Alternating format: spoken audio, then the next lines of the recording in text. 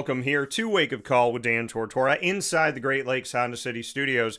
Great Lakes Honda City coming to you on 7140 Henry Clay Boulevard in Liverpool, New York. They are open for sales and service Monday through Saturday, and of course, always online at GreatLakesHondaCity.com. It's the only place I've gotten a vehicle for over a decade, and I suggest that you head out there today. Whatever you need, be it a car, a truck, you need a big SUV, a smaller SUV. They got the HRV, the CRV, the Pilot, the Odyssey, the Ridgeline, so many, the Accord, the Civic, so many great products at Honda, and I cannot thank Great Lakes Honda City enough for everything that we've gotten to do over the years and for giving me vehicles that not only help me feel safe, but in certain cases, you know, the Honda product saved my life, arguably, with the first Honda that I ever had. So thank you to Great Lakes Honda City for your fantastic product, your wonderful service, and your great people that I've gotten to know throughout the years that I appreciate so very much. With that being said, we're up and down the East Coast, the Midwest, the West Coast, and all around the globe on YouTube.com and Facebook.com, both /WakeUpCallDT, and on WakeUpCallDT.podbean.com. Make sure you check that out. And of course, you can also find us where sports meets life on the MixLR side of things, mixlr.com /WakeUpCallDT, live internet streaming radio. We were on MixLR for years, and now we're back with MixLR again. So bringing them back into the team here on Wake Up Call with Dan Tortora. And of course, here on a Thursday inside the Great Lakes Honda City Studios, we'll start the show off with giving you our Central and Upstate New York High School Player of the Week, proudly presented by Myers Creek. Then Papa Joe will be joining us here, and we're going to be talking baseball with Papa Joe this morning. PJ hasn't been on the show for a few weeks, and so it's good to finally have the man back where he's supposed to be here on a Thursday. And then in hour number 2, around 10:15 a.m. Eastern Time, I will feature my special The Light Between Us episode. And those of you that know the show know that here on Wake Up Call, we have a segment called The Light Between Us that I created and is partnered with Chick-fil-A Cicero exclusively. And we get to tell the stories of the team members at Chick-fil-A in Cicero, get to spread positivity, faith, love, joy, speaking on adversity and hardship and working through it, and how it all connects to the greater Chick-fil-A Cicero family and the team members that work so well together, and of course, owner-operator Jimmer Szatkowski. Well, the team members that I talk with always talk about Jimmer. Today, Jimmer is the spotlight. So we have the opportunity to hear from Jimmer, and Jimmer, as those of you may know, some of you may not know, Jimmer and I met as strangers. We started working together in this partnership with Chick-fil-A Cicero and Wake Up Call with Dan Tortora. We became friends, and now I consider him a brother. And Jimmer is 5+ years in with his fight with ALS. And Jimmer, when you sit down with him, and I've known him for so long that when I sit with him, I forget that I'm not hearing his voice. I'm just seeing him mouth his words because I can still hear that voice. And as you know on the broadcast here on Wake Up Call, when we play the commercial from Chick-fil-A Cicero, you hear Jimmer, and you'll always hear Jimmer. And so when you sit with him, he will sit and think of what he wants to say, mouth his words, and his wife, Betty Szatkowski, as well as his aides, if you need help understanding what he's saying, they will be his voice. They'll be the volume, essentially, to his words. So today in this special, The Light Between Us with Jimmer Szatkowski, his wife, Betty, will be the volume to his words. Do not miss a moment of that. It is emotional, it is honest, it is real, it is true, and it describes a man's journey from the man himself in a way that only he can. So do not miss a moment of that coming up around 10:15 a.m. Eastern Time. Let's get into our Central and Upstate New York High School Player of the Week, proudly presented by Myers Creek.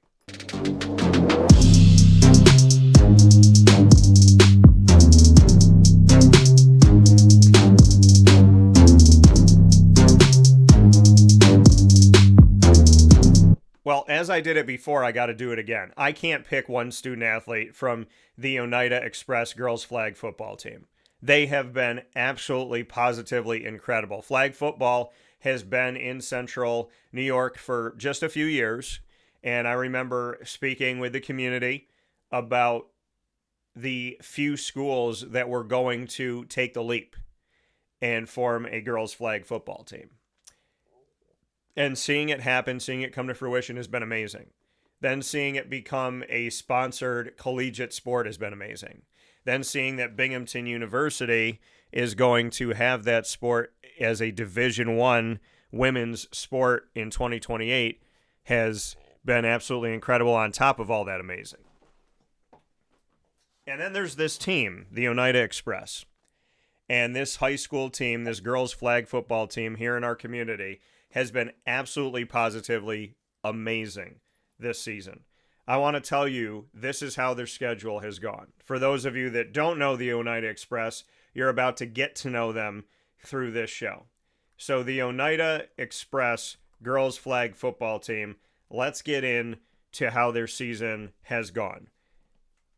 They started off the season here in 2025-26 with a win in the Owego Kickoff Classic.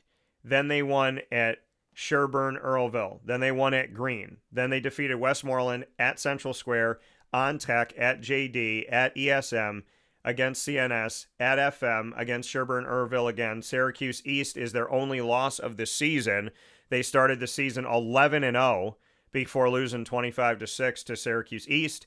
Then they won at Westmoreland, at On Tech, and most recently, and being honored this week in their win over JD, a shutout victory, 27-0, giving the Oneida Express girls flag football team a record of 14-1 to end the regular season on senior night. 14-1, and now heading to the postseason. You know that they've been on the show. I had the head coach Tom Rose here with me and many of his student athletes. We made history with this team in the fact that we had never had, now we've done things on site on location with different schools, but we had never had a broadcast here on Wake Up Call with Dan Tortora with that many student athletes on at one time live for our show here in the morning on Wake Up Call. The Oneida Express girls flag football team with Tom Rose and the student athletes made history. And I can't honor just one of you because you've all had an amazing season as a unit. You looked good coming out of the gate. You continued to be good, got better, had that moment of adversity, bounced right back, and have won ever since. You got eyes set on the prize, and you got a lot of things that you're looking forward to in the postseason. And ending the regular season with 14 wins and 15 tries is absolutely incredible, especially for a team that hasn't been around that long when we talk about girls flag football being added as a sport in Central and Upstate New York. So shout out to the Express, the entire team, head coach Tom Rose, on their 27-0 victory over JD that puts them in the postseason at 14-1. The Express ain't slowing down. Shout out to you, the Central and Upstate New York High School Players of the Week, proudly presented by Myers Creek. Head to Myers Creek today on the countryside on 33 Rippleton Road in Cazenovia, New York, and of course in the Syracuse Inner Harbor on 720 Van Rensselaer Street in Syracuse, New York. With that being said, I got the man here with the haircut. MT said, get rid of that ponytail, get rid of them bangs. We're gonna cut it down here. He looks like he's in the witness protection program. When we brought this Italian in, we're showing his face. He's not. And now sometimes it's funny though, because when PJ's sitting by the light, he'll be a shadow, which is very much Italian witness protection program. But all jokes aside, we are here with Mr. PJ himself, speaking on the 2026 Major League Baseball season. And I got to say this, with the many haircuts of Papa Joe, this is the shortest it has been. And so, PJ, welcome to the broadcast, and do you like your haircut? Yeah, I was going to sell my hair on eBay. You should have. Listen, you know how many people would have bought up? Listen, if PJ's hair, the handkerchiefs that he blows his nose in when he sweats outside in the Florida weather, we actually collect those in jars, and all of those will be available on our Wake Up Call merchandising site. Okay. Well, good to be back again. I know we missed a couple of weeks. I had my niece and her betrothed husband a couple of weeks ago come down for a while. And last week, Debbie and you were in Orlando, and now I have my brother, my big bro, Brewski, and my sister-in-law, Linda, are here from Milwaukee to spend some time with us. So he's a big sports fan too. So he'll be tuning in. Yeah, and so I mean, you and I, like you said, we've had a couple weeks that we weren't able to be together here on the show, and so obviously we miss you. And on Thursdays, your spot is here with us in hour number one, if not the 2 hours at times. So I'm gonna unleash you on the baseball season and let you go, PJ. I know there's a lot that you have to say about where we're currently at in the baseball world, so I'm going to let you do what you normally do, and I'll preface it just by letting everybody know that inside of the 2026 Major League Baseball season, we are right around a little over 40 games that teams have played. Some teams have played around 44 games. Some teams have played 42. So we're heading toward 50 games of the 162 games played so far. And with that being said, PJ is going to let you know how these teams have looked through 40-plus games. Well, that's true, Daniel. It's almost a quarter of the way through the season.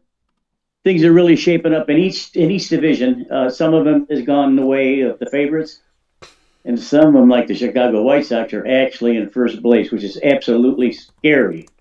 Let me go through the standings real quick, and then I'll go through some averages and stuff like that. American League East, another big surprise here. The Rays are 28-14, 8-2 in their last 10 games. The Yankees, 27-17, haven't been doing really well lately. They got swept by the Brewers in Milwaukee. The pitching has been decent. Last night, Bruce and I watched the Yankees, or yesterday afternoon, the Yankees and Orioles with Max Fried on the mound, and he didn't look right to me at all. I told Bruce, I said, this guy, he is not right. He's not right. So I just found out this morning that he's got a problem with his elbow. So last year, he was my Cy Young Award winner, if you remember me saying that. But he didn't win it because Screwball got it. But he deserved it last year, just like Sal Raleigh deserved his, Cal Raleigh, I should say. In the Central Division, Cleveland's 24-21. Chicago is 21-21. Cleveland probably will take that division. I don't look for Chicago to hang out. They're just not. They're not deep enough. They're not good enough. They don't hit well enough. They'll fall by the wayside when things get going. In the West, the surprising A's are leading at 22-20. Texas is 21-22. The A's is another surprise. They got a couple of really super young ball players. We know that, and they hit well. They're pitching well. Their defense is strong. Very impressed by them. With my Major League Baseball package, I can get any game, anytime, anywhere, any place, anytime. So I try to catch what I can, and this afternoon I'll pull not today because of the PGA, but usually I pull up the screen and there's 8 games going at once. So it's fun to watch and try to keep track of things. Let's go to the National League. No surprise here. Atlanta 30-13, 7-3 in their last 10 games. Washington is a distant 21-22. If I'm not mistaken, that's over 9 games ahead by Atlanta. As usual in Atlanta, they got strong hitting with Olsen. They got good pitching, so this is not a surprise. What a surprise is the rest of the teams are not keeping pace. Central Division, the Cubs are 27-16. Milwaukee's 23-17. This division is surprising. Why? I'm going to tell you why. Because all 5 teams in the Central Division National League are above 500. Now, when's the last time you heard that, folks? Yeah. Not. Very impressive. All of them play good ball, and they play good defense, hit well, good pitching. In the West, we got a little surprise over here, too. We got San Diego 25-17. The Dodgers are 25-18. The Dodgers have been on a losing streak the last week or so, as were the Yankees. The Dodgers looks like they got a few chinks in their armor. They still got good pitching. Snell's back pitching now again. Ohtani has been lights out on 5 starts. He's won 2 of them. His ERA is something like 0.80 or something like some ridiculous amount. Now he has been in a real serious slump. He has not hit well in the last month almost. So he's not even batting 250, I don't think. So that's a big surprise, especially to the West Coast people. Let's at least check over some decent batting averages and home runs and things like that. A kid named Langeliers from the A's is leading the league in American League, hitting 331. Judge is leading in home runs with 16. RBI Judge has 30. And Taylor Ward from Baltimore is leading the division with 42 ribbies. Now, Baltimore plays decent ball, not great, not poor. They should be better than they are. They got the team. They haven't had the management, the coaching. Don't know what it is. But this kid's driving in runs for them. In the National League, we got Brendan Marsh from Philly. He's hitting 343. Outrageous, but he's a good left-handed hitter. Big, long beard. Trails him around this year. Schwarber's got 17 home runs, leading it from Philly. Yeah. And Matt Olson from Atlanta, as I mentioned earlier, has got 37 ribbies. So he's leading in RBNs. American League won and lost. My main man, Jose Soriano from the Angels, is 6-2. He's also got a 1.66 ERA. You say, why is that strange? Well, for 5 years, Oriano couldn't be found with a search warrant. He was dead in the water. He found out with a couple different pitches this summer, and he's coming back good. I like him because he's a tough hitter, tough pitcher to bat. Kate Smith's got 12. No, let me see. No, yeah, okay. Riley O'Brien's got 12 saves. National League West, Milwaukee Brewers have Aaron Ashley at 7-0. Probably a big reason why they're almost going to lead in the division. Bryce Elder's got a 1.81 ERA leading it, and Riley O'Brien's got 12 saves. There are some hard throwers that have popped up on the scene recently in the last couple of weeks. One of them is a kid named Mizorowski from Milwaukee. This kid throws darts, Daniel. Not only does he throw darts, he throws darts very fast. This kid averages over 100 miles an hour. He blanked the Yankees on, I think, 2 hits last week. And Judge couldn't catch up. No one could catch up to this kid. Yeah. So I don't know how long his arm is going to hang, but hang tough on him. But he's got everything. Paul Skeens, we know from Pittsburgh, 1.98 ERA. Remember the beginning of the season, he pitched Pittsburgh's opening game, got bombed, never got out of the first inning. Nothing was working for him. However, since then, he's got some serious pitching done. He's dropped his ERA from 15, which is ridiculous, to 1.98. So shout out to Paul Skeens. Now on the American side, the Yankees have got a couple young kids too. Will Warren, that throws it hard, and Schlitzker. Try to pronounce that 3 times. This kid throws at 100 miles an hour too. All these kids come up these days and they throw hard. Sometimes they're bombed, and sometimes they're not. They're not bombed if they can use other pitchers.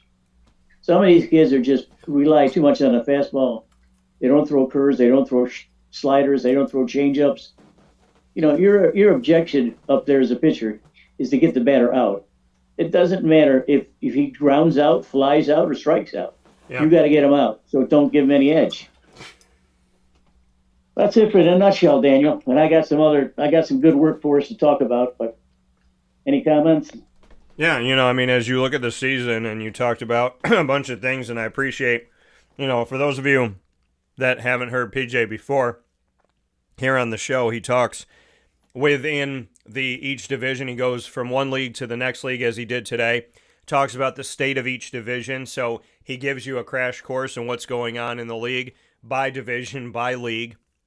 And then once we do that, he'll tell you how batters are doing. He'll tell you how pitchers are doing, and we'll have the update. So essentially, when you listen here to Wake Up Call every week, when it comes to Major League Baseball, Papa Joe will, through all of his work, all of his notes, and all of his research, have you in a place where you may come in knowing nothing about Major League Baseball this season, and you're going to walk out knowing, okay, here's our best hitters, here's our best pitchers, here's how the league runs down. So as we look at that, and I always appreciate his work, value him tremendously, and love him as another dad to me. When we look at the American League. The Rays back on top. The Yankees are now a couple games back. The Baltimore Orioles have found their way to the middle. The Toronto Blue Jays have been in a slump. The Toronto Blue Jays have fallen down here, and 6-13 on the road at the time we're talking, 13-11 at home. They're 9.5 games back. The Boston Red Sox have struggled this season. And then when we look at the AL Central, what I love about this division is everybody's in it right now. Kansas City, Detroit, Minnesota, they're all 4 games back. A game and a half out of first place, the Chicago White Sox and the Guardians on the top. The Athletics continue to lead the American League West, which is typically a 3-headed monster between Texas, Seattle, and Houston. And the Angels are not that far away. They're the last team in the division, but they're 7 games back. But the Athletics lead the division by a game and a half over the Rangers, 2 games over Seattle, 6 games over Houston. So to go with a couple of these storylines, PJ, what can you say about, the Athletics and the White Sox over the last few seasons were 2 of the worst teams in baseball. The White Sox are in a position now where they're less than 2 games out of first place in the AL Central, and the Athletics for many weeks now have led the division of the AL West. Which one surprises you the most? The White Sox being within a couple games of being in first place in their division, or the fact that the Athletics have led their division for many weeks? Well, it's definitely. They've had Kurtz and Taylor. I think they're 2 All-Stars from last year. They both battled it out for Rookie of the Year a couple of years ago, and those kids are leading the team. And the A's have come up with some serious pitching. So, there's some other areas that I wanted to broach too, Daniel, before we got into something different. Yeah. I mentioned about Match Fried didn't look himself last night, and it's the reason why is because he's got an elbow problem. We don't know what the results of that MRI yet. Judge and Ben Rice is also hitting the ball well. Anthony Volpe is finally back on the Yankees after being in the minor league for a while, rehabbing a shoulder and not hitting. So what does he do? He comes up yesterday, he starts. He's 0 for 3 with a strikeout and commits an error in the field in his first time back with the Yankees. That was the big bugaboo with him.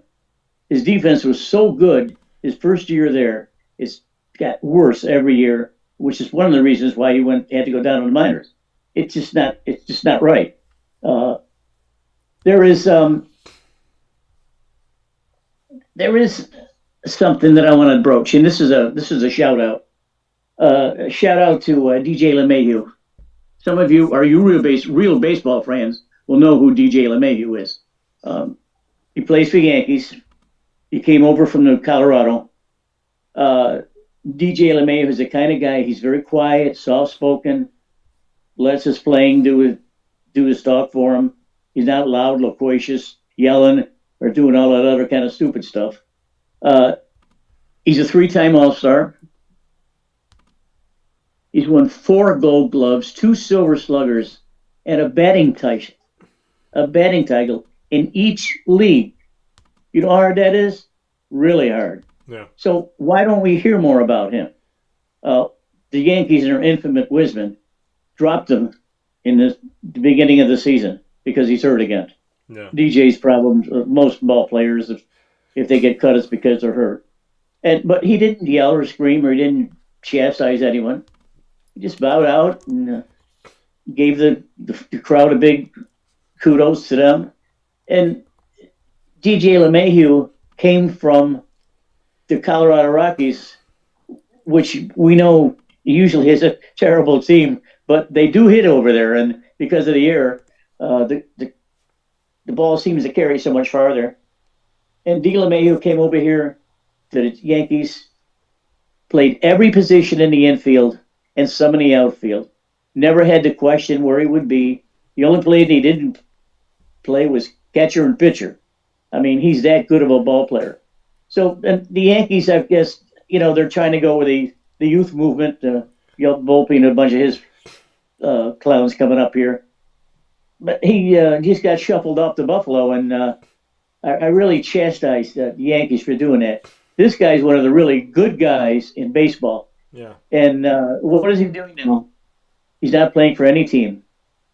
He's a manager for a Detroit uh, wood team. I want to say minor league team with wood bats. He's teaching them how to play in the inner cities and in the outer cities. Yeah. For a class guy like D. LeMahieu, couldn't ask for anything better. And he is really a class guy. So, uh, other than that, Daniel, we have there's something that you're going to love, and I think you can follow it too. It's on Sports Illustrated. Folks, you hear Daniel and I talk an awful lot about the ownership of Major League Baseball teams. Yeah. They don't care how much money they have. They don't care how much money they spend. So if they have a bad contract written here or there, big deal. Wash it off and let me my cable contract pay for it. Here's the 10 worst contracts in baseball, and then we can talk about each one. And you follow it on Sports Illustrated. I'm not going to go into each one now. I want to say just denote them. Yeah. And then I want to just go one number. This kid Massachusetts Ashidi in Boston, 5 years, $90 million. Now the reason I'm saying these is because these players have not produced in the way they should have been. Let's get that up front. Next comes Philadelphia's Aaron Nola, one of my favorite pitchers for Philly. 7 years, $172 million. Not doing the job either. Detroit, Javier Diaz, 6 years, $140 million. San Francisco, Wiley Adams, or Damas, I should say, from Milwaukee, went to San Francisco. San Francisco signed him for 7 years, $180 million. Yeah. New York Mets got Marcus Semien from Texas, 7 years, $175 million. San Diego's got Manny Machado, used to be with Baltimore. Machado, 11 years, $350 million contract. Houston's got Carlos Carrera back before he went to Detroit, and now he's back again, or Minnesota, I should say. Now he's back to Houston. 6 years, $200 million contract. Yeah. San Francisco's got Rafael Devers, used to be with Boston. 10 years, $315 million. LA got Anthony Rendon, who is now out of baseball. 7 years, $245 million. Last but not least, Colorado's Chris Bryant, used to be with the Cubs. 7 years, $182 million. Now, I'm going to give you a number and let you see if you can digest that a minute, because it's absolutely mind-boggling. If you add up those contracts, it adds up to $2 billion. Yeah. $51,000. $2 billion, folks. Not millions, not hundreds of millions. $2 billion. Now, what does that tell you? Are they bad businessmen, or they just don't know their own game? I think it's a little bit of both. Yeah. I think they'll put guys in the front office that can make all the baseball decisions. But I think finally, if you're going to go to play for San Francisco, you're going to have to deal with Buster Posey and get a contract. But Yeah. Those 10 contracts are the worst, and we'll go over them, every one of them, for $2 billion, a little over $2 billion. Boggles the mind. Yeah. I mean, listen, the baseball money again, and as we head toward, we roll toward December and the collective bargaining agreement, if they can't extend it, sign a new one, whatever's going to happen here is hopefully not a lockout, but we're in a place where some of these Major League Baseball teams want to have a cap. There's a cap in football, there's a cap in basketball. They want to have a cap in baseball. And there's teams that have lived on not having a cap and being able to go and do whatever they want if they have the money. Now, the Yankees have done it and won a lot of championships. The Mets have done it recently and won nothing. So, sometimes people spend money and it's not a good investment. Sometimes they spend money and it ends up being a good investment. I want to go, but we talk about the Yankees here. I want to go back to DJ LeMahieu because he posted something on his social media about his current state of stepping away from baseball as a player. So it says, quote, "I know it's been a minute, but just want to make sure. I say thank you to the Yankees organization, all of the fans, and my teammates for my time in New York. I may have been 3 years shy of being a true, quote-unquote, New Yorker, but New York will forever feel like home. I'm thankful to have been a part of some incredible moments on the field, hoping for continued success for the boys. DJ. So, absolutely class right there. And, talking about how Papa Joe, stated that he appreciates DJ LeMahieu and, just a class act and how he did this. And when you wear the pinstripes, there's something that comes with that, right? And there's something that should come with that. When you became a Yankee under Old Man Steinbrenner, you were not allowed to have facial hair. You were not allowed to have your hair cut a certain way. You had to handle yourself when you wore those pinstripes. There was a way that the Yankees are, and that's the way that they are. Doesn't matter if the other 29 franchises don't act that way. That's how the Yankees act. Now, with Walt Disney World allegedly getting away from cast uniforms, so I don't know what the hell these people are going to wear now at Disney, but with them getting rid of that, and you can have tattoos, and you can color your hair 17 different colors, apparently, allegedly, and you can have facial hair. Disney's lost its mind. I don't want the Yankees to lose that completely. I don't want the Yankees to lose, because I'm okay with that. Listen, I have my goatee, and I'll tell you this right now. I love my goatee. Every April, and I forgot to do it this year, so I'll do it right now, but every April, I wish a happy anniversary to the real goat, and that's my goatee. So I've had my goatee since, I got to think here now, I think it was 2019. So I've had it for 7 years, and I've only had to not have all of it when I was on 2 movie sets, and they made me shave but keep my mustache. So the goatee's been with me by choice for 7 years, and if I was a Yankee, I'll tell you this right now, some people only know me for my goatee. Like, that's how they know my face. They don't know my face any other way. Any girl I've dated in the last 8 years has never seen me without the goatee. So, but I'm going to tell you this, and this is why it's important and why I'm building it up. If I was to become a New York Yankee and they said, you can be a Yankee, Daniel, you can represent the pinstripes, you can represent the state of New York in the history, but my hair's already short enough, but you have to take your facial hair off. I would take it off in a millisecond for the Yankees. So, I mean, there's just a certain way. You would not. Yes, I would. There's a certain Yankee way, and I would do it because I respect the way of the Yankees. And there's something about being a New Yorker, seeing the pinstripes, being Italian, being Catholic. It kind of all like goes together with these Yankees. And I just want to give my respect to DJ LeMahieu and thank him for the work that he's done. I'm spoiled to grow up and see the Yankees that I've seen. My favorite Yankee of all time, Jeter.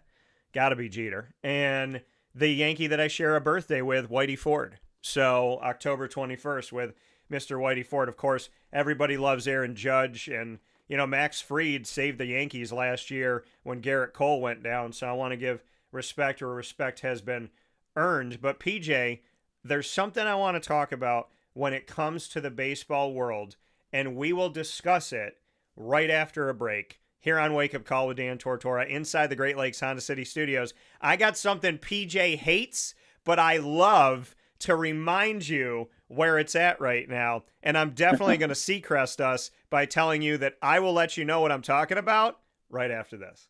And All now right. a message from Myers Creek Brewing Company, with locations at their Cazenovia Farm Brewery, Syracuse Inner Harbor Tap Room, and soon-to-be Lake Placid Tap Room.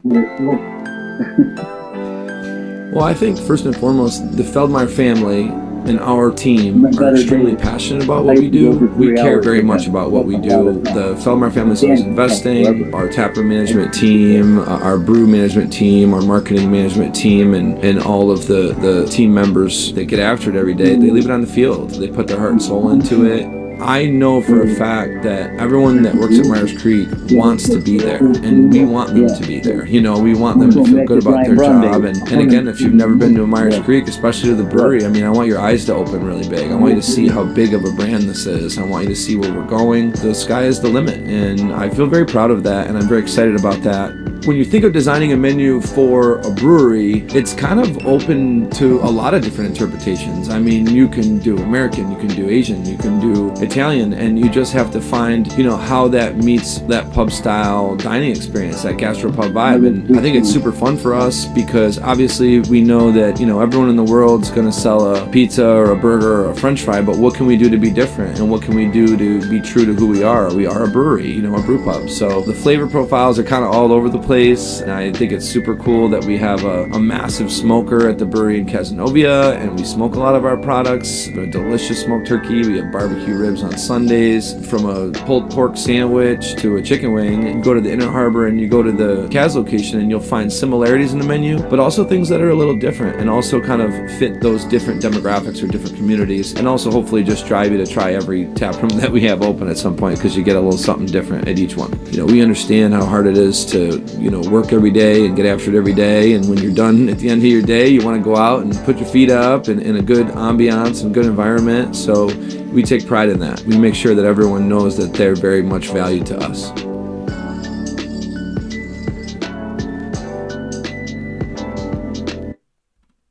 Avicoli's restaurant, located on 7839 Oswego Road in Liverpool, New York, has been serving our community for decades. Your place to go for home cooking on the corner of Route 57 and Wetzel Road is just minutes from Liverpool High School. And every single month, Wake Up Call with Dan Tortora is on site, on location, with Liverpool sports, student athletes, coaches, and administration telling their stories throughout the year. We look forward to seeing you on site at Avicoli's for their casual pizza side, their fine dining, as well as their bar. And of course, you can order online at myavicollis.com. That's myavicollis.com. For takeout, delivery, and catering, call 315-622-5100. That's 315-622-5100. Come on into the neighborhood spot Avicoli's, open 7 days a week in Liverpool, New York.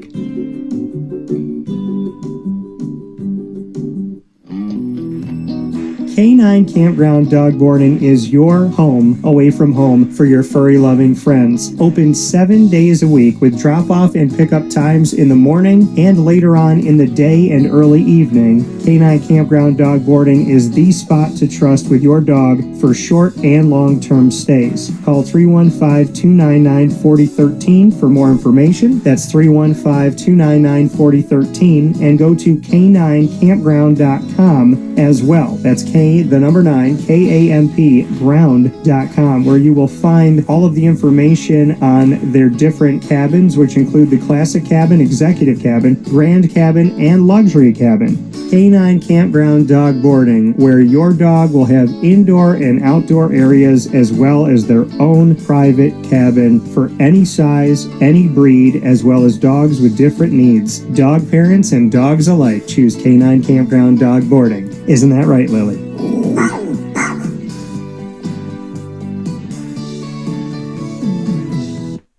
Hello, this is Dylan Husted, the owner of the Baked Potato Express. We do mostly big festivals or big corporate like private events. Typically just big festivals such as like Taste of Syracuse, a food truck battle, Battle of the Wings. I do the state fair. They're ordering from a fresh food truck that is making real food and happy to make it and wants them to enjoy every bite. We season every potato before they go in the oven, and then they bake for an hour, and when they come out, we season them again after we cut them. We use real butter, real cheese, real ingredients, so it's all really good food and people love it. We have a lot of returning customers and regulars that we see very often. The customers really make a big impact, and this is a big food truck community. The events here are super busy. It's like in my blood. I like building things and creating stuff that people love, and me and my friends are the ones that run the truck, so it's kind of, we keep it's a tight circle in there, and we have like a family sort of oriented truck, and it's a lot of fun, and we have a good time doing it, and people love our food, so it ends up making it well for everybody. You can contact the Baked Potato Express at thebakedpotatoexpress@gmail.com or the Baked Potato Express on Instagram or TikTok. We are very happy to be partnered up with Wake Up Call with Dan Tortora as the exclusive sponsor of the Annoying Moment of the Week. And be sure to try DT's baked potato creation at all of our food trucks. The Baked Potato Express. Let's get baked. Looking for your next ride? Look no further than Great Lakes Honda City, located on 7140 Henry Clay Boulevard in Liverpool, New York. Serving our community for decades, their new and pre-owned vast array of vehicles are available to you Monday through Saturday on site. To search from home, shop at GreatLakesHondaCity.com. Call 315-365-5576 to set up an appointment. That's 315-365-5576 for Great Lakes Honda City, 7140 Henry Clay Boulevard in Liverpool, New York. Great cars, great people, Great Lakes. And a welcome back here to Wake Up Call with Dan Tortora inside the Great Lakes Honda City studios. You just heard from them. And of course, you could find them on 7140 Henry Clay Boulevard in Liverpool, New York, Monday through Saturday, open for sales and service. And you could go check them out online at GreatLakesHondaCity.com. Papa Joe and I, speaking about baseball, and I told you before the break, I got something for you. It's Papa Joe's favorite thing about baseball in 2026. It's that ABS challenge system. Here we go. No. So this is an update. You know, I've been giving you updates throughout the year about who's doing well with the new ABS system that you can challenge. So the batters that are doing the best, Isaac Paredes of the Astros, he has had 100% success. He's the only batter to have 100% success with 4 batter challenges, and he's been right on every single one of them. Marcus Semien of the Mets has been right on 5 out of 6. Teoscar Hernandez of the Dodgers has been right on 5 out of 6. Nick Kurtz of the Athletics, 5 out of 6. Aaron Judge has been right in his challenges as a batter 4 out of 5 times. And Francisco for the Yankees, and Francisco Alvarez of the Mets right 4 out of 5 times as well. Also a shout out to Davis Schneider of the Blue Jays, who's been right 7 out of 9 times. Pitching wise, there are a few pitchers that have challenged more than once, because most of the stuff that we've had statistically throughout the year, there was only pitcher challenges maybe 1 or 2 times. Well, Freddie Peralta of the Mets is 100%. He's the only one to have 3 challenges and all 3 correct. And then Chris Bassett of the Orioles is right on the 2 that he has had as a pitcher. As a catcher, we look at our 100%ers. We have 3 of them. Adrian Del Castillo of the Arizona mother freaking Diamondbacks. He has been right 5 times. No other catcher in America has had 5 challenges in the ABS system and been right all 5 times. So shout out to my Diamondbacks that I'm proudly wearing on my chest today. PJ Higgins of the Reds, he's been right all 4 times. And Jefferson Cuero of the Milwaukee freaking Brewers, he's been right 2 out of 2 times. Carson Kelly of the Cubs has been right as a catcher 19 out of 21 times. Mitch Garver of the Mariners 10 out of 12 times. And Dylan Dingler of the Tigers has been right 21 of the 26 times that he has challenged. Who's been challenging the most? Well, from my statistics that I'm looking at here, thanks to ESPN putting up these numbers, Will Smith of the Dodgers has had the most challenges as a catcher. He's challenged the ABS system he's used the ABS system in challenges 37 times. And he's been right 28 times, 37 times in just a little over 40 games. That's almost 1 time a game. 37 challenges, 28 right. He has been right 75.7% of the time. And who, do you ask me, in America, of the 30 Major League Baseball franchises, was the best percentage right with the ABS system at the beginning of the season, then a little bit into the season, then a little bit more into the season, now 40-plus games into the season? Who is still the number 1 team in America of 30 Major League Baseball franchises when it comes to deciding the success rate? Who are the ones that are the best at decision-making and knowing when to use the ABS system? That, ladies and gentlemen, was, is, and hopefully will continue to be the Arizona, look at the snake, Diamondbacks. There is no team in America that has been rocking the ABS system better than my Diamondbacks. So it feels good, once again, to be a Diamondback, as it always does. So, PJ, you love the ABS system. What do you think about the fact that my Diamondbacks are still top in the country, percentage-wise, overall as a team, in using the system and having it work out in their favor? So what are your thoughts on that? And then secondly, your thoughts on the fact that Arizona's catcher is 100% in his challenges. Well, my guy must have a good eye. A good eye. Hey, Daniel, they're still not pitching good enough. They're still not hitting good enough. I don't care if they sell apple pies in a damn stadium. They're not good enough. Okay. But I do agree with it. Bruce and I talk about this all the time, especially when there's so much time that's wasted in a baseball game. Yeah.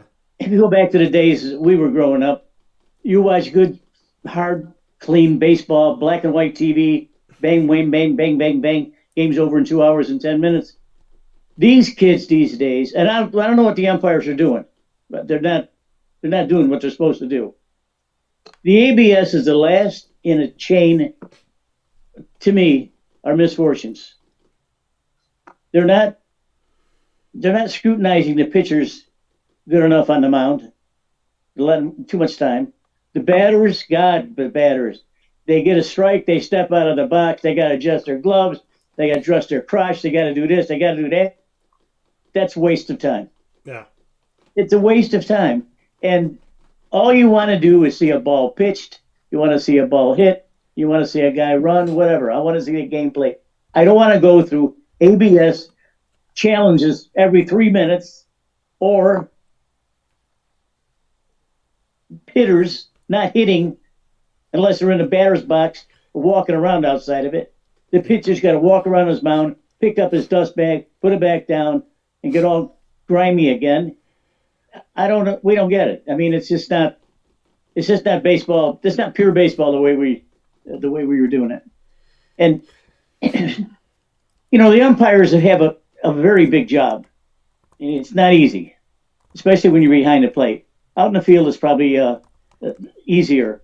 First base is another place that the umpires don't get right enough. Yeah. If you got 10 plays at first during a game and 9 of them are close or 8 of them are close and you're overruled on a couple of them, it makes that umpire look bad.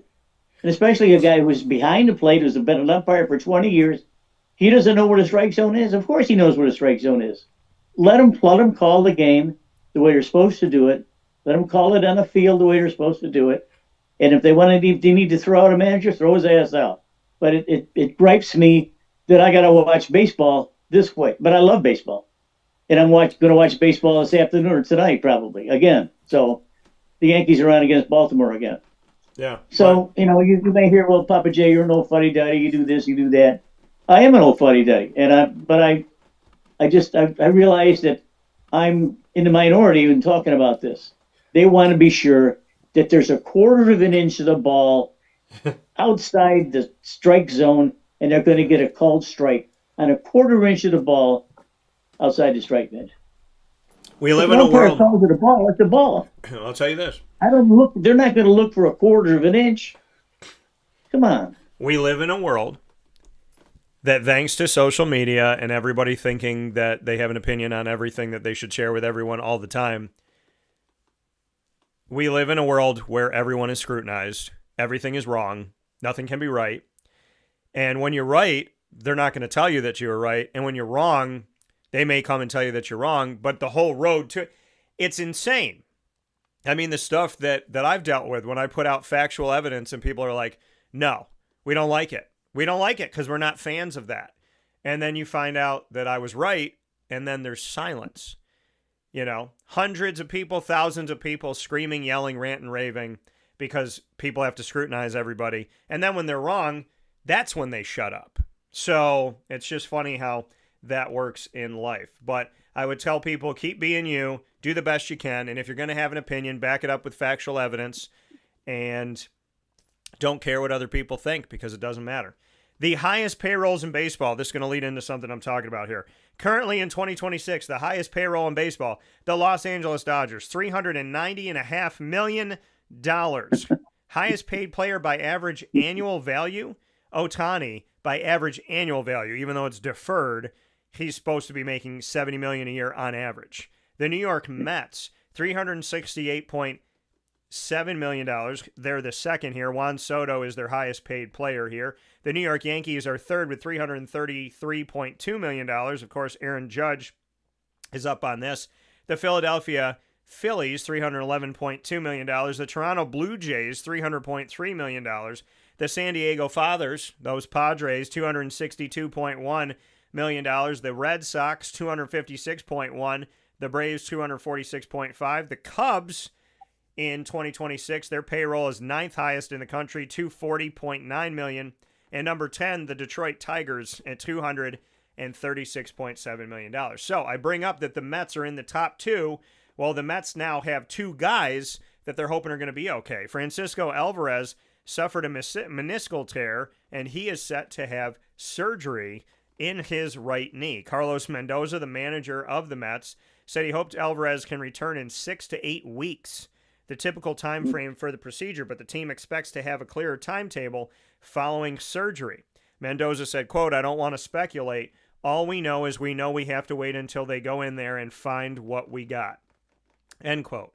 Alvarez suffered the injury while taking a swing in the sixth inning of the Mets' 10-2 victory against the Tigers this past Tuesday. He limped off the field, and now he will be going in for surgery. It's the fourth major surgery for Alvarez, who's 24 years old, fourth major surgery in 3 seasons.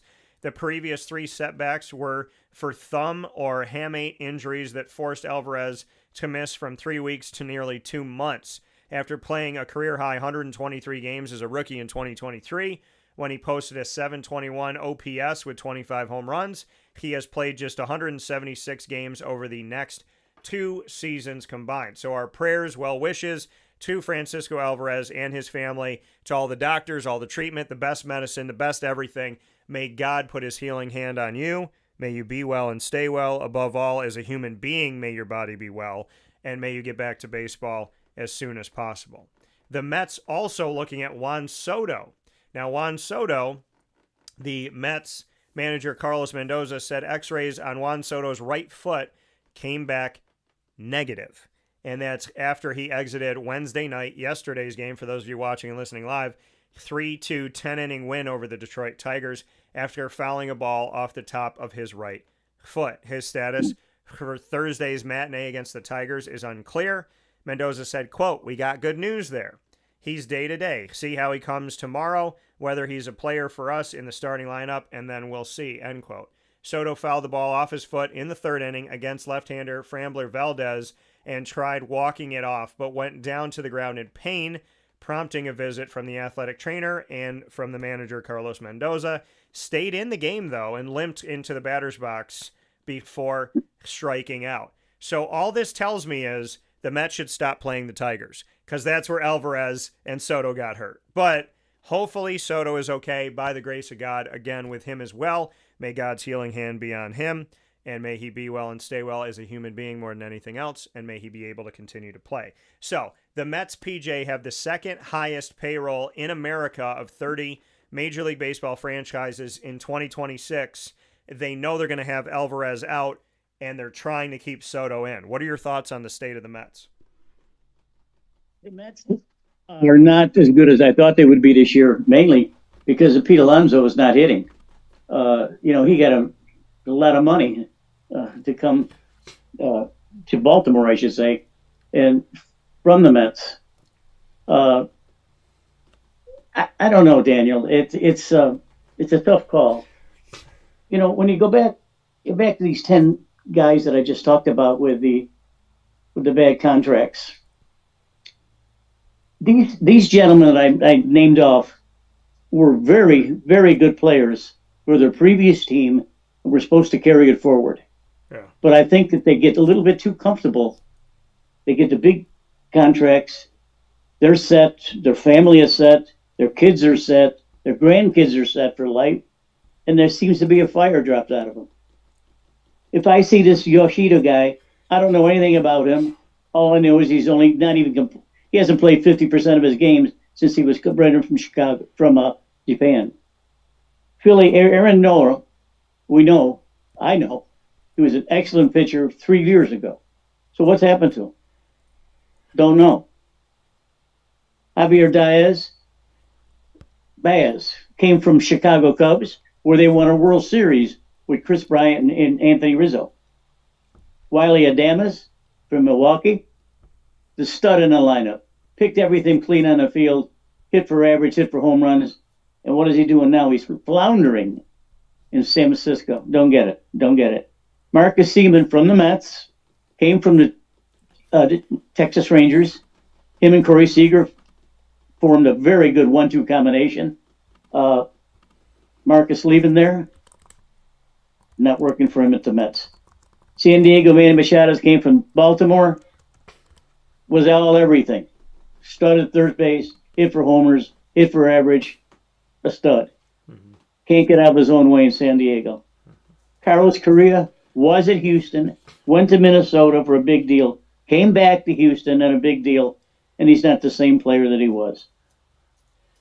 Rafael Devers, Boston, right in the middle of the lineup, the best player that Boston had, goes to San Francisco on a ridiculously high $315 million and can't hit anymore. Anthony Rendon is out of baseball now because the Angels made a deal with him to get rid of him. And the last person is Chris Bryant, who was part of that Cubs team with Anthony Rizzo and Javier Baez to win a World Series with the Cubs. He can't even hit the Mendoza line right now. And a lot of these guys are just barely above Mendoza line. Yeah. So these 10 guys that we talked about, and the ones that you referred to in the injury, there's something wrong. There's something not clicking in their brains. I think that they're just too complacent. They've made all the money in the world. They're not going to play hard anymore. I don't get it. So, but anyway, you add up all these ridiculous contracts of over $2 billion, and then you look at the owners crying foul because they have to have a luxury tax. Yeah, that's another point of contention. Is the contract is coming up, and it's not going to be easy. You know, the war chest on both sides. I think the war chest, the players have $415 million. The sale and the I don't know what the owners got, but the minimum salary in baseball is $780,000. That means some stiff can come up from route 1, hold up to Class A, and come up and make $780,000. Something's wrong with the economical balance of this game. I can't put my finger on it other than the owners probably are not telling us actually how much money they're actually making. That's what I think is a problem. If these owners can piss away $2 billion on 10 rejects, yeah, I don't get it. Well, I'll tell you this. You know, like we talk about the Mets spending money and spending the second highest payroll in 2026, and it's not working out for the Mets. They're not doing that well. Well, let's look at somebody in their division who I mentioned is in the top 10 in payroll of the 30 Major League Baseball franchises. Top 10 most expensive payrolls in 2026. The Braves are in it. They're toward the bottom of that top 10, but the Braves are in this. The Braves last year finished the season 76-86. They were the fourth best team in the same division as the Mets. They were the fourth best out of 5. They did not make the postseason. And now you fast forward to this season, where through 43 games, the Atlanta Braves had the best record in baseball. Not in the National League East, not in the National League, but in all of baseball, at 30-13. PJ, what can you say about the turnaround from the Atlanta Braves having high hopes last year and not making the postseason, finishing 76-86, to now being the best team in baseball by record? Well, if you prorate it, you're certainly going to be a very good record. Their pitching is dominant this year. Last year they didn't have Spencer Strider. This year he's back, so they got a strong starting pitching, and they're hitting well. They play 162 games. Let's get this out in the open with the amount of games that these guys play. Yeah, they play the preseason games. It's about 35 games. Then they play 162 games. You make the playoffs, you're playing another 30 games. So you're playing over 225 games. And somewhere along the line, you got to have better pitching and better hitting. The Braves have found that. And I think with Strider coming back, it's not unusual to think that they can take it. With Matt Olson leading that hitting parade, leading the league in 37 ribbies, actually leading all of baseball with 37 ribbies. They're a very formidable team, and I really like them. I don't think that they're going to get there, but who knows? But talk about the Mets some more. They brought the Bichette kid over from Toronto for a ridiculous amount of money. I can't even remember it. $7 million or 7 years for $225 million or something like that. yeah, You put Seaman in there, and you put Bichette in there, and you've got other Mets that are earning a lot more but not playing very well, and you can see why the economic balance is out of whack. New York Mets is a good example of overspending and not retaining it on the field. yeah. So I mean, it's all. Listen, you're all rolling the dice, right? You got to roll the dice. You got to scout, and I mean, to me, if you want to win in baseball, yeah, you can go pay for the expensive players. You can go get the Otanis and Judges and so on and so forth. But the Cal Raleighs of the world, and the Garrett Coles and the Skeens and on and on and on. But to me, if you want to win and save your bank account, not have to break your piggy bank open, have good scouts. Have guys that can find diamonds in the rough. Have scouts that are going to go and find people that aren't as expensive, that are flying under the radar, and also draft young guys that you feel like are going to work well through your system and potentially move up your system quickly. I think there's 2 ways to win in Major League Baseball. I think one is to pay outrageous money and hope for the best. And I think the other one is to scout like crazy and make really good decisions when it comes to identifying the players that make sense for you. So hopefully there's teams out there doing that don't have to break the bank account to do it, because the Mets are spending a lot of money and it's not working out. The Dodgers are spending a lot of money and it has worked out. But there's other teams out there that are putting teams together with guys that aren't household names, like the Arizona Diamondbacks in 2023, who made it to the World Series. Who would have thunk it? So I would say it comes down to scouting and making sure you're making good decisions and trying to get a bunch of pieces, prospects. You hear this all the time, right? A guy gets traded for a bunch of prospects. Look at what Arizona did last year. They traded away Max Kelly, one of their main pitchers. Merrill Kelly, pardon me. They traded away Merrill Kelly for a bunch of prospects, pitching prospects. So Merrill Kelly goes to the Rangers for not even a full year. And then the Diamondbacks from them get a ton of prospects in the pitching world, young guys. Then this year in the offseason, they bring Merrill Kelly back, plus they have their prospects. So they let him go, gain the future, then brought the present back and still have the future. That's a good move in my opinion. So PJ, as always, I appreciate your time.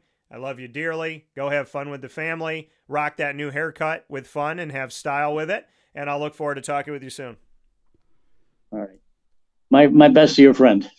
Thank you. I appreciate See you later. that. Take care. That come from Papa Joe. And as Papa Joe alluded to, Jimmer Szatkowski's special with him telling us his story and his wife, Betty Szatkowski, being his voice. Coming up right after this on Wake Up Call with Dan Tortora, where sports truly meets life inside the Great Lakes Honda City studios. Stay with us. Looking for your next ride? Look no further than Great Lakes Honda City, located on 7140 Henry Clay Boulevard in Liverpool, New York. Serving our community for decades, their new and pre-owned vast array of vehicles are available to you Monday through Saturday on site. To search from home, shop at GreatLakesHondaCity.com.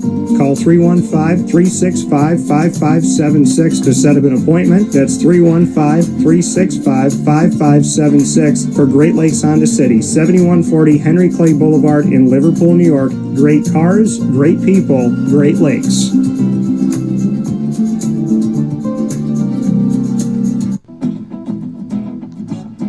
Hi, this is Amy from Mother's Cupboard, home of the whole frittata. We are open daily 6 a.m. to 1:30 p.m. For takeout orders, call 315-432-0942 and tune in to Wake Up Call with Dan Tortora for our monthly food challenge and try our Wake Up Call signature menu item available 7 days a week. Here at Mother's Cupboard, we are Central New York, and it's our honor to serve you. Ma and Pa's Kettle Corn and Popcorn Factory remind us that every day is worth celebrating at 201 7th North Street in Liverpool, New York. Open Monday through Saturday in-store and always online at maandpaspopcorn.com. Serving our Central New York community and beyond, order anywhere, anytime at maandpaspopcorn.com. Stop in to get a tin at Ma and Pa's on 201 7th North Street in Liverpool, New York to get your half-price refills for the rest of your life. Come to Ma and Pa's for your holiday gift giving for family, friends, employees, and clients. And remember, for fundraising and events, to call 315-450-6272. That's 315-450-6272. Ma and Pa's Kettle Corn and Popcorn Factory. How corny are you? This is Jimmer Szatkowski, owner-operator of Chick-fil-A Cicero, 7916 Brewerton Road in Cicero, right in front of the Home Depot. I had a deep feeling that God wanted me to do something bigger with my life and to help people, help others. I kept putting Chick-fil-A in my life, and I realized as I was going through the franchise selection process that positively impacting the lives of others was really core to what we do here at Chick-fil-A. First of all, it starts with the food. The food is brought in fresh daily. We bring in local produce. We prepare to order in the kitchen. We hand bread our chicken. We hand spin our milkshakes. It's great food. It doesn't taste like fast food.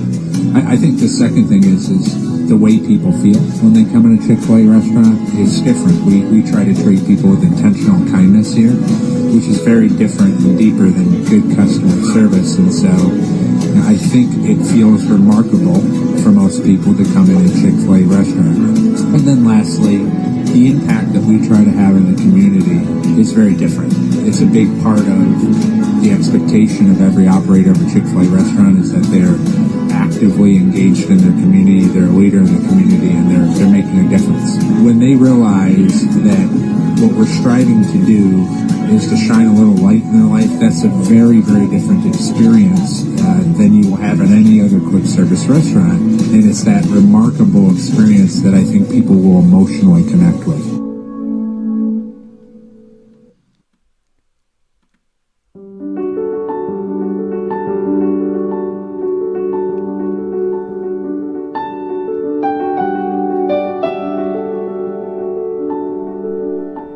Hello everyone, we are here in this edition of The Light Between Us at Chick-fil-A in Cicero, the first Chick-fil-A in Central New York, 7916 Brewerton Road in Cicero, New York, and I am here with someone who was a stranger years ago who razzed me about my Jaguars as a Bills fan, and then we became friends pretty quickly and became family after that. So we're celebrating owner-operator Jimmer Szatkowski and telling his story, which is a long time coming here on Wake Up Call. Jimmer, how are you?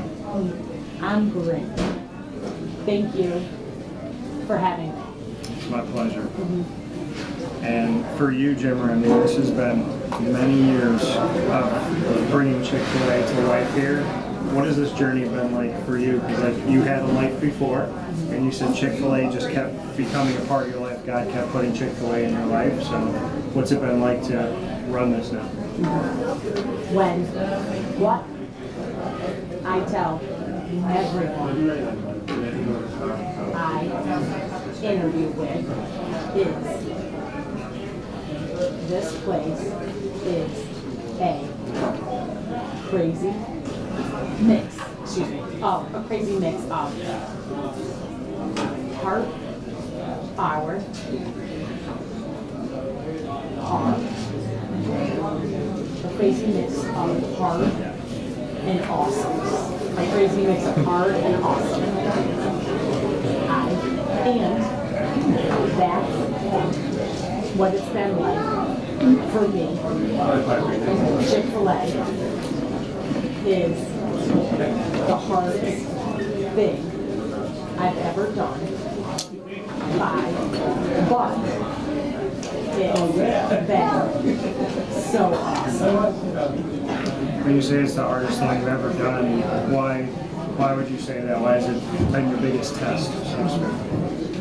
The standards and expectations at Chick-fil-A are super high. So it's super challenging to meet those expectations every day. And I tell that, and I take that very personally. I know you do, because I think it was the first week you were at 90-something percentile of effective when it came to making sure you had everybody's order. I think you got up to 98.7 or something like that, and you said we can be better. Yeah.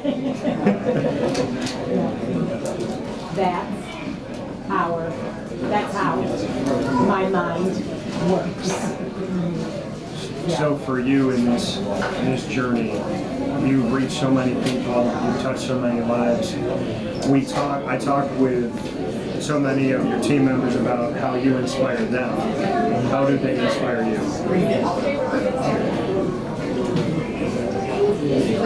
Watching people grow and become incredible human beings is so inspiring.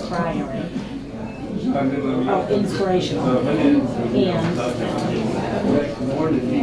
And watching my team members overcome incredible challenges is a huge inspiration to me. For you, being in the seat that you've been in as owner-operator of Chick-fil-A Cicero since it's opened, amidst all of this, when you and I met, you're up, you're running around, you're doing a bunch of different things, and then as you had the ALS diagnosis, we see you get up, do certain things, and you were in the chair and went through like different kind of periods of time where sometimes you're out walking, sometimes you're in a chair moving yourself around, and to where you are today, I've always seen the same person. And I think that that's probably the biggest inspiration that I've ever seen from you is Jimmer is Jimmer, is what I always tell people. How have you kept yourself amidst all of the transitionary periods and the challenge of ALS? Always forward. That's my mentality. You have so much you can not control, but you can control your effort and attitude. So, it's been super hard to lose some of my abilities, but ALS cannot affect my heart or my mind.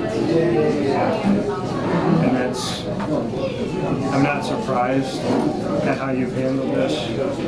And I know that there's been adverse moments, adversity happens to everybody. How have you stayed strong in the toughest moments of the journey of these last 5+ years? I have not. Oh, I have not. It's all because of the Lord. Without Him, I'm nothing. I could not do this without Him. As much of an inspiration as you've been to me since we met, I feel like you've become even more of an inspiration through hardship and through hard times, and I think that that speaks to your faith, your soul, your spirit, your character. What can you say to that effect, that you were inspiring people and helping people, then ALS comes on, and I feel like you upped the ante and you doubled down on being inspirational, in my opinion. The Lord does not promise an easy life. So, when He gives you challenges, it's so important to use them to make you a better person. And when you have these challenges in your life, is there anything else kind of growing up, any parallels that you reach back to when you go through the challenges with ALS and everything now? Is there anything that you could go back to in your life and say, I learned through this, I gained this tool in my toolbox, and this helps me still to today? I grew up very poor and was. I'm sorry. So Bob, did you wait in line to get your beverage refreshed? Trauma, did you say? Oh, trauma. But the truth is, I told my son, ALS is not the hardest thing I've ever gone through. With ALS, I am surrounded by people who love me. So it's when you have people who love you.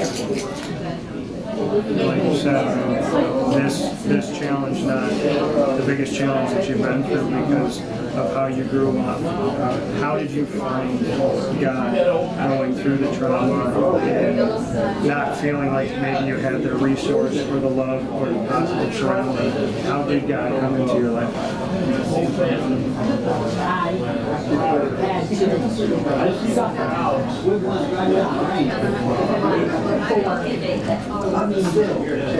see the Lord. So, I would not have probably ever had the relationship with Jesus Christ if I had not suffered. So going through that, growing up, prepared you for anything that's in front of you today? God, yes. God's plan is perfect. Jeremiah 29:11, for I know the plans I have for you, declares the Lord. You know, that the fact that He is always looking to give us a hope in the future, plans to help us, not to harm us. Do you feel that every day, that He always has a plan? Sometimes I suffer from depression, and that separates me from the Lord.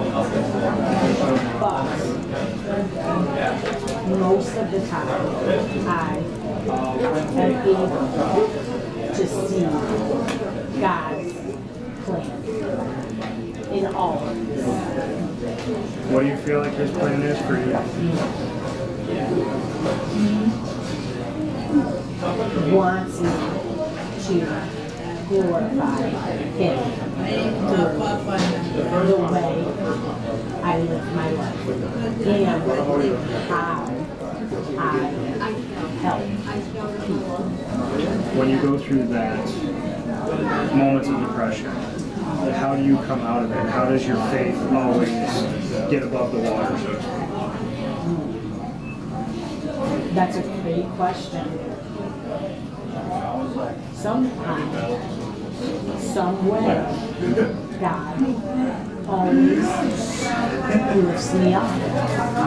Sometimes it takes a little while because I feel so separated. But in the end, He always finds a way to save me. So your faith, that belief without evidence, just how that has grown for you over the years, just in general in your life. The fact that sometimes we don't see what he's doing or how he's doing it or why he's doing it. But how do you stay faithful in those moments of you don't know? The only rational explanation for my life is God.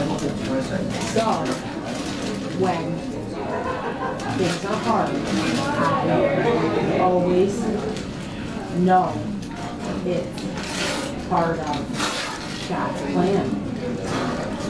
And that faith that you have, you don't just have it for yourself, you share it, you pay it forward.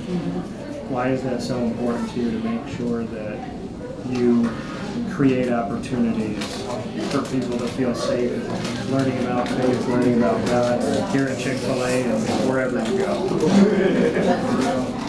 Whatever God has given me, it is more than I deserve. So, I want to share God's love and my blessing with other people. When you see the growth of your team, when you see how people come in here and who they are in the beginning to who they become 3 months later, 5 months later, 2 years later, what has that done to be rewarding to you and a blessing to you?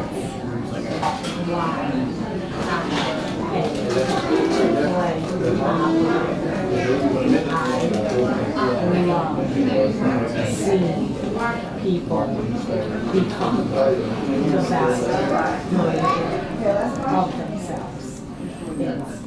It's so gratifying for me to be a small part of their journey.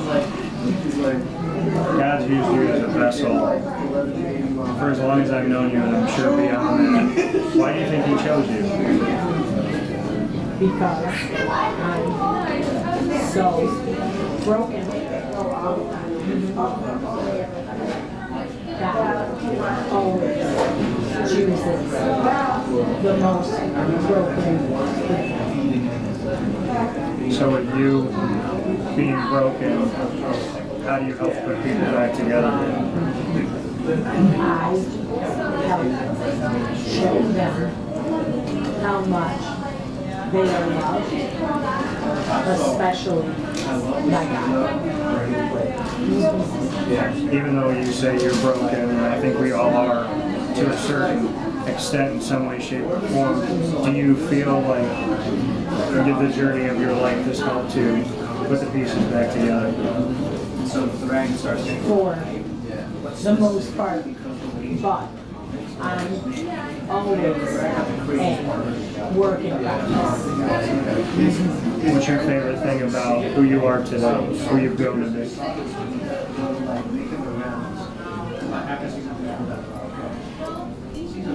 I'm a much more loving and empathetic person. You have your wife here with you, and Betty, and I've gotten to know over many years, your children, Yes. Sam and Jack and Hunter.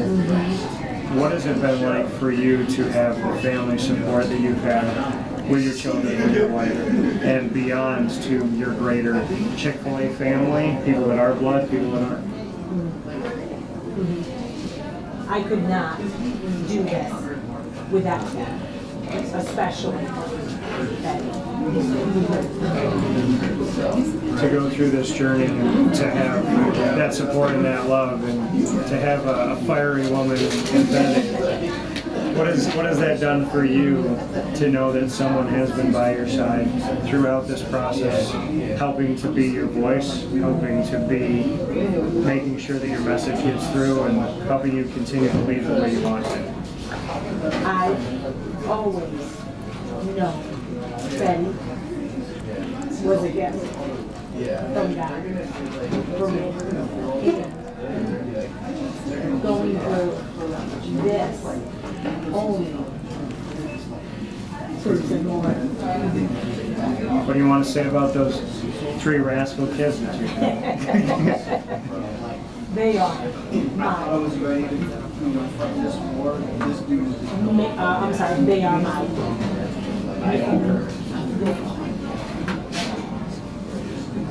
They are my life's work. Sorry, I wasn't that bad. They are my life's work. I am so proud of them and the people they have become. Before I let you go, to anyone that is out there that is going through the journey of ALS as you are, what would you like to say to them? Your life is not over. Trust in the Lord, and anything is possible. You talk about so many things being out of your control. The only thing in your control really in life is you. And you said ALS can't take your heart, can't take your mind. You've stayed Jimmer through everything. And that light that you shine, I know you're humble about it, but it's shined in my life, it's shined to so many people, it's changed our lives. And as I've always told you, you gave an only child the opportunity to call somebody my brother. And I think more than anything else, I want to thank you for believing in me a long time ago, continuing to, challenging me to this day. But I want to thank you for giving me a brother in Christ. There is this. Oh, thanks, my friend. I love you. Keep climbing. I love you too. So Jimmer, you get the final word to everybody that's out here, whatever they're going through, whatever life is, if they know God, if they don't. What do you want to say as your message to this world about what you've learned and what you want to share? Live intentionally. Love intensely. Amen. Jimmer Szatkowski, Chick-fil-A owner-operator here at Chick-fil-A Cicero, my brother, a friend that gave me a better life today. I love Love you too. Y'all be safe, and as always, God bless. No stress. Do your best. Thank you, Jimmer. Thank you. It's our pleasure.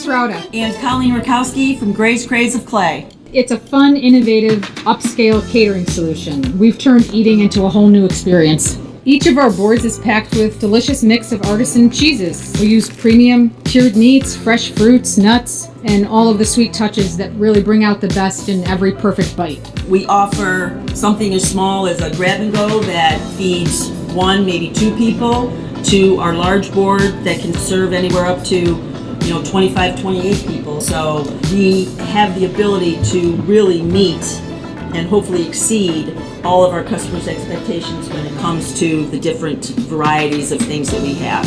Charcuterie boards or boxes are healthy, fresh, delicious. They're made to order. We're baking the breads here daily. We're baking the cookies here daily. All of our dips are homemade, made in-house.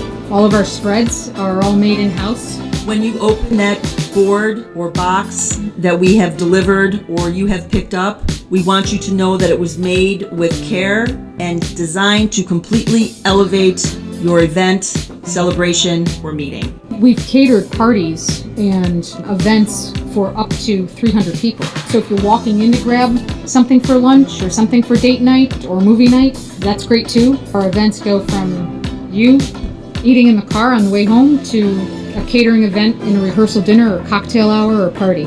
When we do, again, know what the event is, specifically for a wedding, we like to schedule tastings so the bride and groom can come in and see what we have to offer, and we can then, as we talk, to try to understand what they're looking for, what the venue's like. We do like to have that one-on-one interaction when it comes to catering bigger events. Our address is 4599 State Route 31, Suite 5 in Clay, New York. We're on the corner of Route 31 and Henry Clay at Clay Marketplace. You can order on the phone by calling area code 315-409-4171 or online at grayscraze.com/clay-ny. Come visit us at Gray's Craze of Clay, New York, where we want you to celebrate everything. Hey everybody, this is Rockney Roberts from Willow Rock Brewing Company. We are here in Cicero at the Willow Rock Pizza Pub. And I'm Kevin Williams, also from Willow Rock Brewing Company. Happy to be here and happy to be partnering with CNS and Dan Tortora.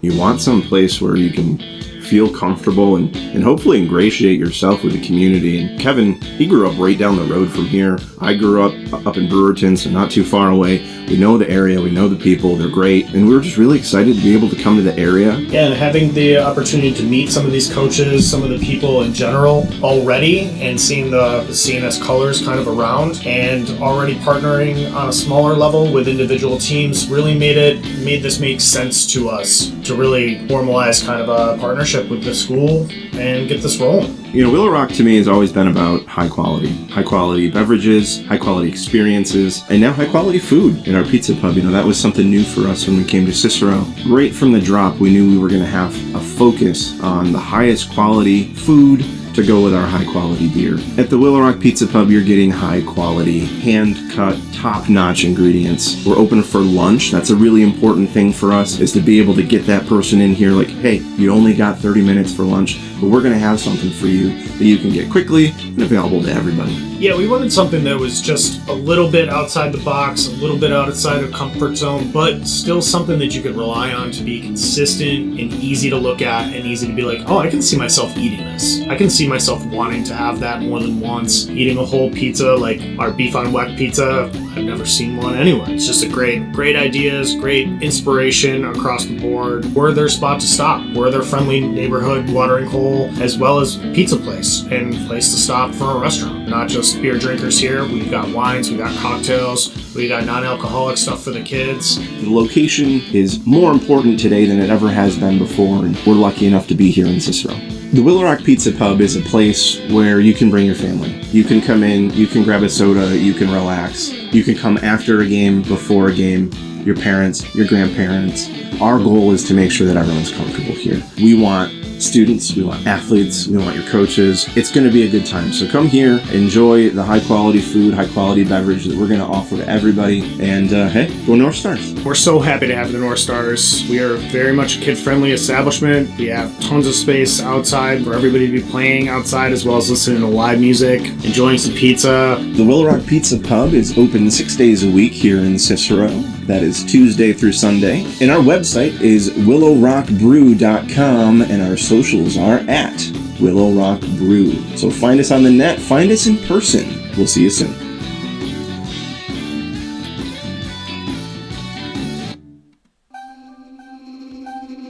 This is Jim Dispenza, owner of Game Point Sports Complex.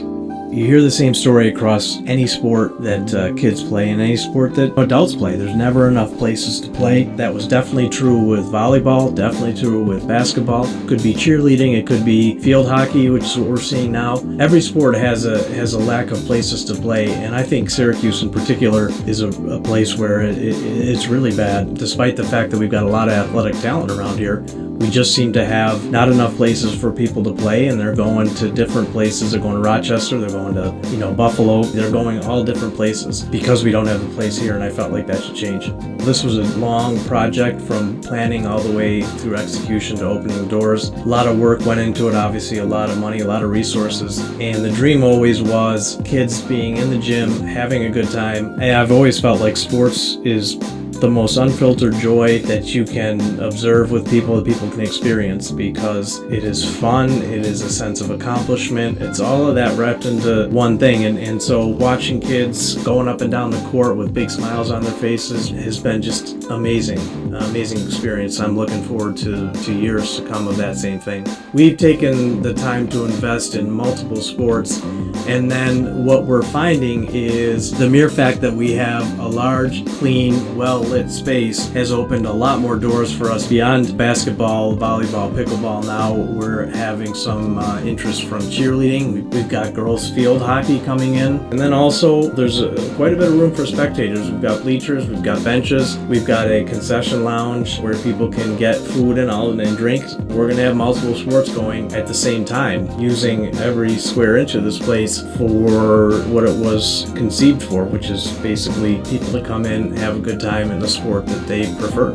We manage each situation differently. Everybody has different ability to afford different things. Some are bringing 10, 15 people, some are just 2 people. I've had a lot of situations where it's a father shooting around with his son, it's a mother playing pickleball with her daughter or with her son, and then those situations come up and we work with people, and that's allowed us to have groups from 2 people up to 30 people and have some flexible pricing behind it. We're an organization that is here to work with the community any way we can, and I guess part of it is just making sure that we have the flexibility to put together a plan that makes sense regardless of the size of your group. So in order to book time, the best option is to go to our website, gamepointsports-syr.com. You can click from there and sign up for events, sign up for your own particular training, sign up for birthday parties, all of that.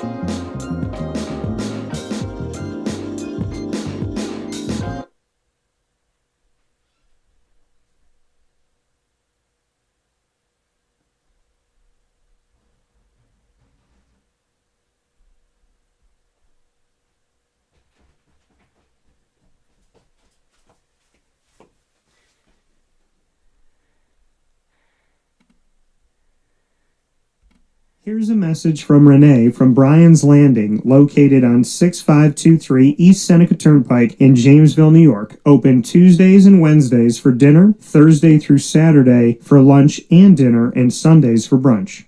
It's a lot like the way that my mom and dad ran their restaurant. We have put in place a lot of people that are family to us, very similar to how my dad hired people that were family to him. And then the tradition I'm carrying on is a lot of the items that are on our menu are my dad's. And he taught our chefs how to recreate his dishes. So I think that Tommy McInerney, who our executive chef is, to him it is an art. And I think that when he does create a dish, it's not just about making the food taste delicious, which is definitely our priority, but it's an art to him, and it's almost like his canvas on a plate where He just wants the colors to look great, and people love it because he takes pride in that. And Brian and I appreciate that. We want it to obviously look good and taste good.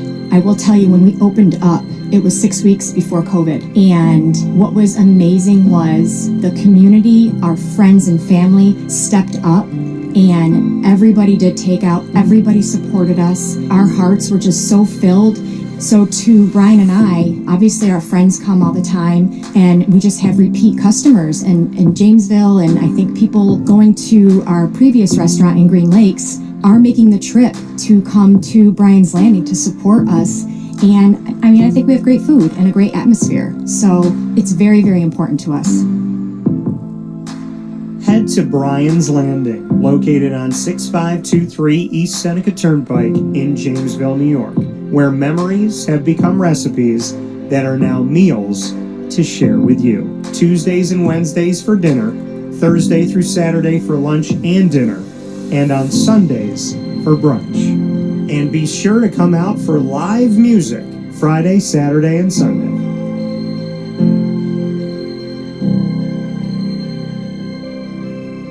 Life gets busy, and sometimes that means us running around. So Canine Camp Dog Daycare offers you an opportunity to give your dog a place to stay while you take care of what you need to throughout the day. Canine Camp Dog Daycare is located on 228 Old Bridge Street in East Syracuse, New York. You can see it from the highway, and it's just off of Erie Boulevard across from BJ's Wholesale Club. Call 315-437-7110. That's 315-437-7110 to schedule an appointment to bring your dog in and tour the facility. Appointments are Monday through Thursday after 6:30, where you and your dog can see everything that Canine Camp Dog Daycare has to offer, including a self-serve dog wash and a retail store filled with all of your dog's wants and needs, including food, treats, harnesses, leashes, and more, making Canine Camp Dog Daycare your one-stop shop for your furry loving friend. Right, Lily?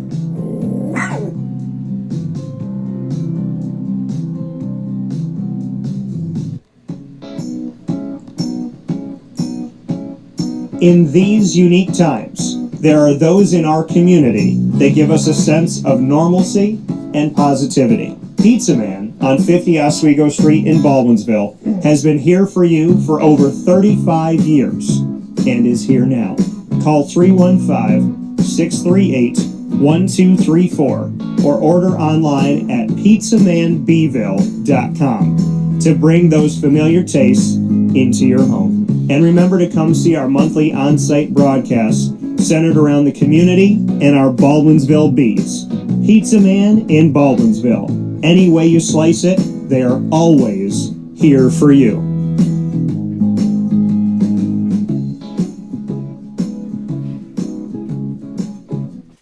And a welcome back here to Wake Up Call with Dan Tortora inside the Great Lakes Honda City Studios. We appreciate you being here in these Great Lakes Honda City Studios Monday through Friday from 9 a.m. to 11 a.m.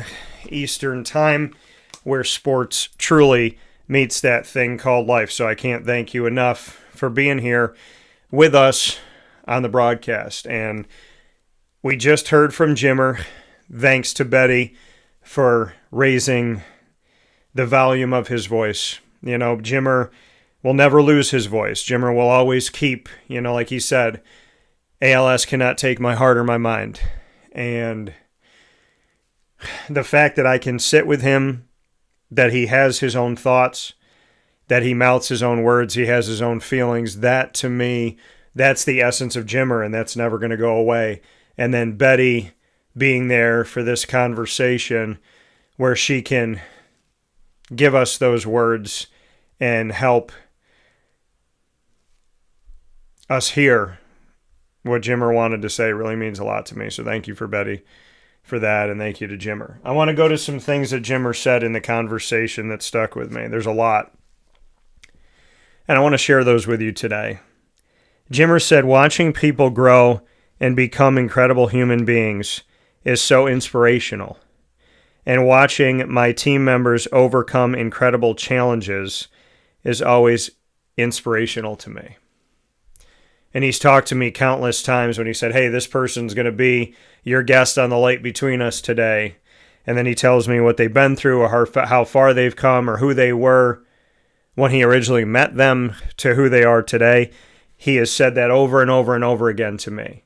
So for him to be able to share that today and talk about, seeing them overcome incredible challenges and become who they are really means a lot to him is something that's always been with Jimmer. He said the statement, always forward.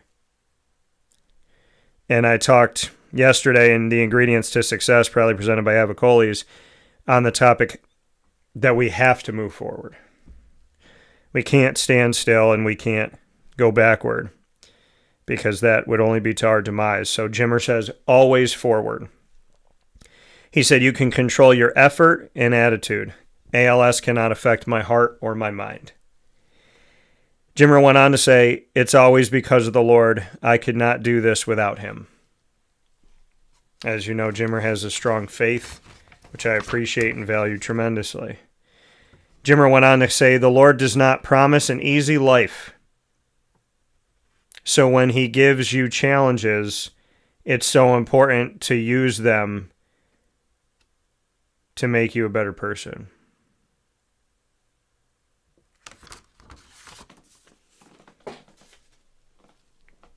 The Lord does not promise an easy life. I think that's why some people stop believing in God. Well, if God loves me, if God exists, why would he do this to me? Why would he give me this disease? Why would this person pass away? Why would this person break up with me? Why didn't I get that job? Why don't I have money? We all go through hardships. Some of us go through hardships and lean into God. Some of us go through hardships and blame God. And it's tough. Jimmer talked in this conversation about going through depression.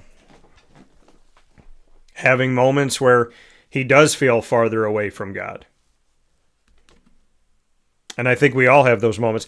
I think what people misconstrue with believing in God is that you never have a tough moment. That your faith is never shaken. That you're never bent to a point where you feel like you're going to break. I always go back to the story of Jesus.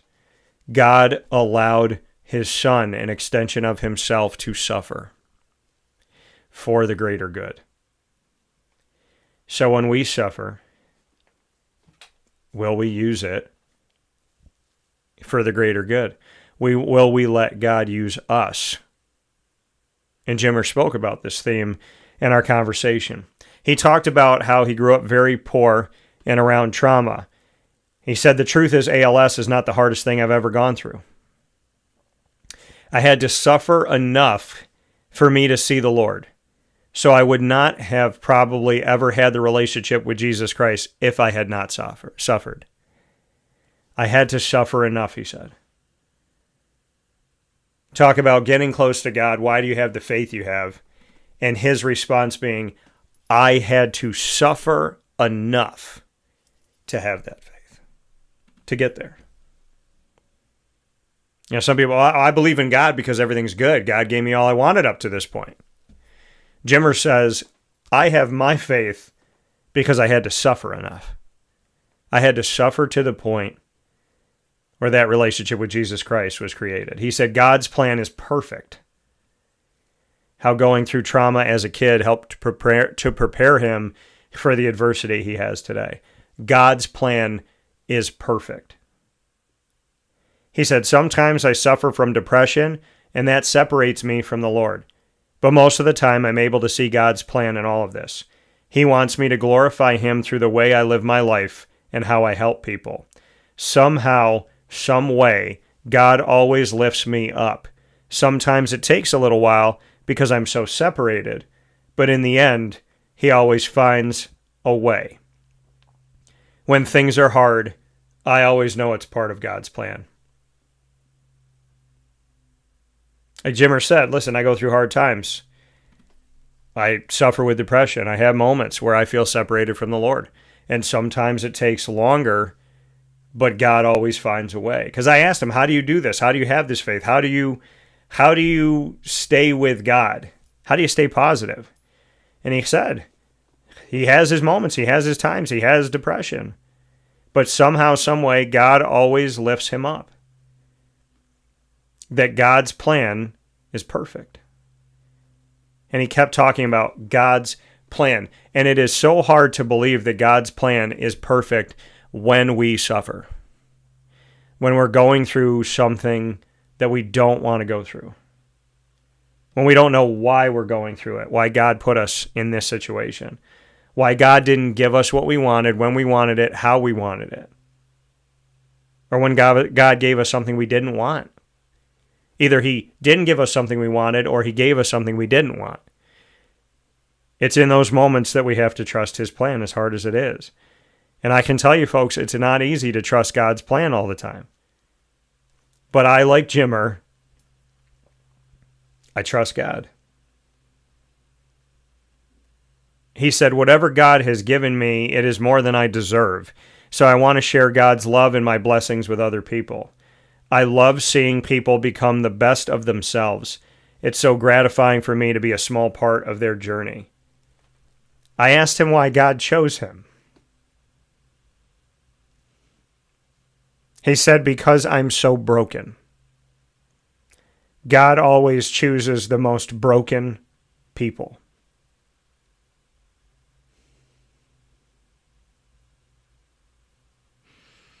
Jimmer has always inspired me. And it had nothing to do with ALS. It has to do with who he is as a human being. I always tell people, Jimmer's Jimmer. I don't see Jimmer before ALS and Jimmer with ALS. I see Jimmer Szatkowski, my family member, my brother. He tells me he loves me a lot more now, which not that I didn't know it before, but we definitely say it a lot more to each other, and I love that. But Jimmer's Jimmer. Jimmer has always had that face, those expressions. I can see his personality come through. You could tell when he's upset. You can tell when he's frustrated. You could tell when he's happy. You can tell when he's at peace. Because I know the man, not the disease. And I'm happy that he sat with me when he looked at me and said, I'm going to Florida. When I come home in a couple weeks, I'm ready. And it meant the world to me to do this. And I know we were in a busy dining room, and there might be parts where it was tougher to hear. And I apologize for that. We were in a busy dining room at Chick-fil-A Cicero because Jimmer runs a tight ship there, and they've been here with us for many years, and they continue to stay very busy and to be filled with fantastic people in our community that are both team members and guests. But I appreciate you listening and watching.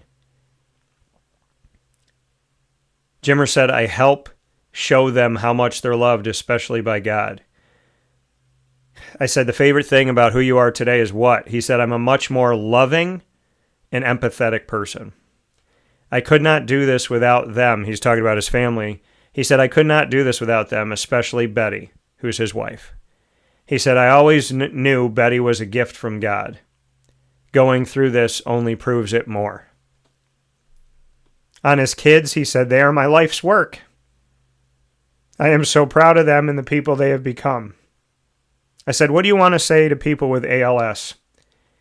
He said, your life is not over.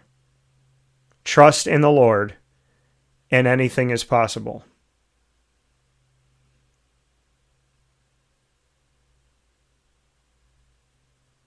Then he said what he says to me all the time. I love you. But he said something that stuck with me that he doesn't typically say. He said, I love you. Keep climbing. I asked him his message. He said 4 words.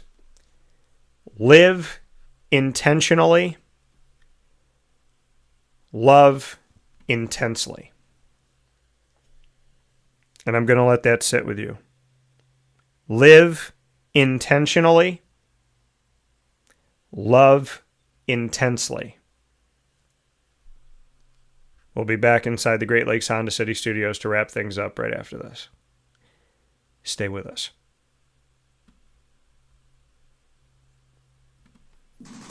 The Wildcat Sports Pub in Camillus, New York is located on 3680 Milton Avenue in the Home Depot Plaza. It is your family-friendly sports bar and restaurant. Folks, some sports bars aren't family-friendly. Some family-friendly restaurants are not sports bars. The Wildcat Sports Pub in Camillus, New York is proud to be both. It is that marriage that you've been looking for years. The Wildcat Sports Pub is your home base for your sports bar and restaurant needs, games for the kids, indoor and outdoor activities, and enough things on the menu to come back every single week and get to try something new. They're open Sundays from noon to 8 p.m., Monday through Wednesday, 11 a.m. to 11 p.m., and Thursday through Saturday from 11 a.m. to midnight. For reservations and party information, call 315-487-2222 for the Wildcat family-friendly sports pub and restaurant.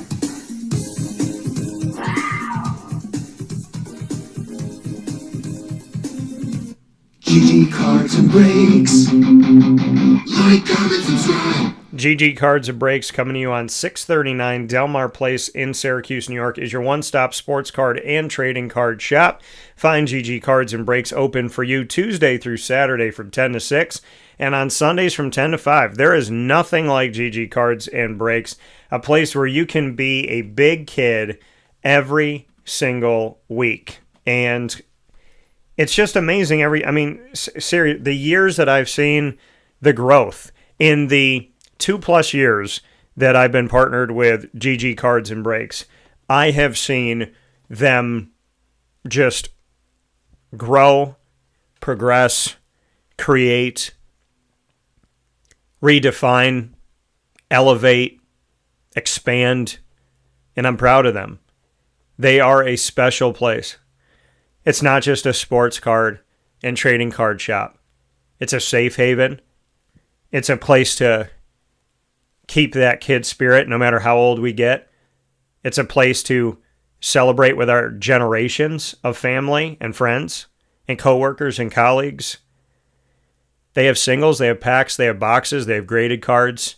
You can look in the display cases and take home what you see. Or you can get packs and boxes and not know what you're going to get and spin the dice on it and see what happens. Or you'll roll the dice, see what happens. I like both. I like going and finding cards that I'm like, man, I got to put that in my collection. Or I got to open these packs and boxes and see what I get. I have had some of my most favorite times, not with sports and trading cards specifically, but overall.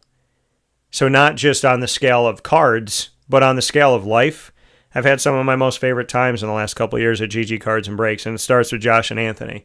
Go and see them today at 639 Delmar Place in Syracuse, New York. Tuesday through Saturday, open 10 to 6, Sundays from 10 to 5. Big time shout out to Chick-fil-A in DeWitt, Bridge Street and Erie Boulevard. Big time for the big place. Giant brick building. You cannot miss it. They put a light there just for them. They have a double drive-through, big old parking lot, and a wonderfully big dining room for you at Chick-fil-A in DeWitt on the corner of Bridge Street and Erie Boulevard. Be a part of Nostalgia, strawberry hibiscus beverages, the Jalapeno Ranch Club chicken sandwich, putting a spin on the original, the spicy, and the grilled. And if you get the Jalapeno Ranch with the spicy, you're putting spice on spice for those of you that like it hot. So make sure you get out to Chick-fil-A in DeWitt today for all of your original favorites, as well as all of the things that they have grown to include over time, including the Nostalgia that they currently have on the corner of Bridge Street and Erie Boulevard at Chick-fil-A in DeWitt. Many thanks and a proud welcome to the newest member of our family, Skippy's Ice Cream. Skippy's Ice Cream has been known for many, many years, many decades here in Central and Upstate New York. They have been driving through our community, and now they drive to you. The business plan growing up was that they would show up in the neighborhood. Now the business plan is if you want them at your event, private or public, you reach out to them and they'll come to you. skipthecake@gmail.com is the easiest way to book an event with Skippy's Ice Cream. They have their ice cream cart that'll be filled with favorites, and it stays with you overnight so people can grab and go. They have their novelty trucks that'll come to you with so many favorites that remind us of our childhood, as well as add some new things like their frozen bananas. And of course, they have those ice cream sandwiches and cookie sandwiches that we have had for so many years. They have the character ice creams as well. And they have some new things that are on the truck. I got to try one of them recently, so make sure you go and check them out. Shout out to my grandfather. And because one of the things that he introduced me to is now on the truck in an ice cream fashion. So you can get their novelty trucks and you can get their soft serve trucks that will bring you their sundaes as well as their cones. And of course, they have shakes on one, and then they have funnel cakes and the fryer for the deep fried Oreos for their other truck. So Skippy's with plenty of different ways to enjoy them. They'll come to your event by booking them at skipthecake@gmail.com. That's skipthecake@gmail.com. Or you can call them to book an event at 315-456-9750. Many thanks to all of you for being here today. Big time thanks to Myers Creek for our weekly Central and Upstate New York High School Player of the Week. This time going to the entire Oneida Express girls flag football team, because I couldn't pick just one of them on a 14-1 season that just wrapped up the regular season as they get ready for the postseason with an incredible run up to this point, but they feel like they're just getting started. And of course, many thanks to Papa Joe, who's just getting started talking with us over the years here on baseball and so much more. Thank you for his expertise in the baseball world today. And thank you to my brother, and somebody who God has blessed me with. I couldn't ask for a better brother if it was blood. And to me, Jimmer is blood. Jimmer Szatkowski. And thank you to Betty for helping to accentuate his voice today in him sharing his message with you, as he is 5+ years into his diagnosis with ALS, and he is still wonderfully and completely the beautiful person that I know to be my brother, Mr. Jimmer Szatkowski. So with that being said, thanks for being with us inside the Great Lakes Honda City Studios, up and down the East Coast, the Midwest, the West Coast, and all around the globe on YouTube.com and Facebook.com, both /WakeUpCallDT, and on MixLR.com /WakeUpCallDT, as well as on wakeupcalldt.podbean.com. Many thanks to Amazon Music, Audible, iHeartRadio, iTunes, and Apple Podcasts, Player FM, Podbean, Podchaser.com, Podvine, Spotify, TuneIn, and YouTube. All you have to do is search Wake Up Call with Dan Tortora on any one of these outlets, or one word, Wake Up Call DT. Make sure to download and subscribe for free. And many thanks to our wonderful partners in Central and Upstate New York, Great Lakes Honda City, the Wildcat Sports Pub, GG Cards and Breaks, Ma and Pa's, Myers Creek, the Baked Potato Express, Skippy's Ice Cream, Canine Camp Dog Daycare, Pizza Man, Brian's Landing, Gray's Craze of Clay, New York, Game Point Sports Complex, Chick-fil-A Cicero, Avicoli's, Willow Rock Brewing Company and the Willow Rock Pizza Pub, Chick-fil-A in DeWitt, as well as Mother's Cupboard, Canine Campground Dog Boarding, and of course we are the exclusive multimedia marketing partner of your